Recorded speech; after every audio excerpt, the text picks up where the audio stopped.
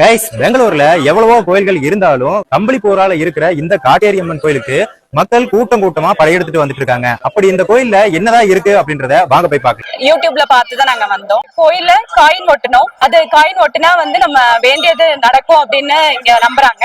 Coin ஒட்டணும், ஒட்டுச்சு. அது மட்டும் இல்லாம ஒரு பெரிய ஆலமரத்துக்கடிய சிகப்பு துணி கட்டி வச்சிருக்கக்கூடிய தேங்காயை எடுத்துட்டு போய் 9 தடவை சுத்தி 9 வாரம் கட்டிட்டு வந்தா நினைச்சதை நினைச்சபடி நடக்குதுன்னு சொல்றாங்க. உடம்புல இருக்கக்கூடிய நோய்கள்லாம் தீரணும் அப்படின்றதுக்காக மாத்திரை, மருந்துகள், ஹாஸ்பிட்டல் ரிப்போர்ட் முதற்கண்டு கட்டி வச்சு வழிபாடு செஞ்சிருக்காங்க. கண்டிஸ்டிக்கு எலுமிச்சங்காய் சுத்தி போடுறாங்க. பில்லி சூனியா ஏவலுக்கு நூல் சுத்தின தேங்காயை சுத்தி உடைக்கிறாங்க. இது மட்டும் இல்லாம இப்ப இருக்கக்கூடிய காட்டேரி அம்மன் போலவே 252 அடியில பெரிய பிரம்மாண்டமான ஒரு சிலை ரெடி ஆயிட்டு இருக்கு. இங்கேயே அன்னதானமும் போடுறாங்க. கவர்மெண்ட் ஒஸ்கோட்ல இருந்து இந்த கோயிலுக்கு வர்றதுக்காக ஃப்ரீ பஸ் விட்டுருக்காங்க. வாய்ப்பு கிடைச்சா இந்த கோயிலுக்கு ஒரு முறை போயிட்டு வாங்க. இந்த கோயிலோட லொகேஷன் யாருக்காவது வேணும் அப்படின்னா கமெண்ட் பாக்ஸ்ல லொகேஷன் கமெண்ட் பண்ணுங்க. நான் டைரக்டா சென்ட் பண்ணி விடுறேன். அதுக்கு முன்னாடி கசகசன்னு சண்டை போட்டு இருக்கக்கூடிய உங்க லவருக்கு இந்த வீடியோவை ஷேர் பண்ணி விட்டுருங்க. நன்றி.